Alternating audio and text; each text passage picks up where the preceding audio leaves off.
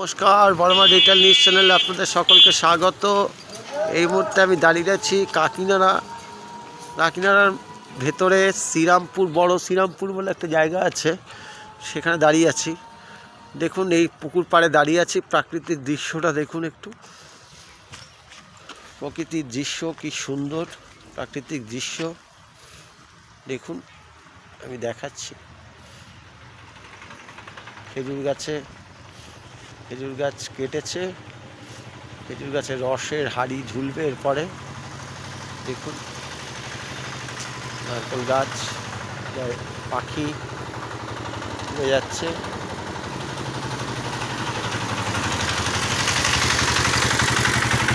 দেখুন জায়গাটা কি সুন্দর,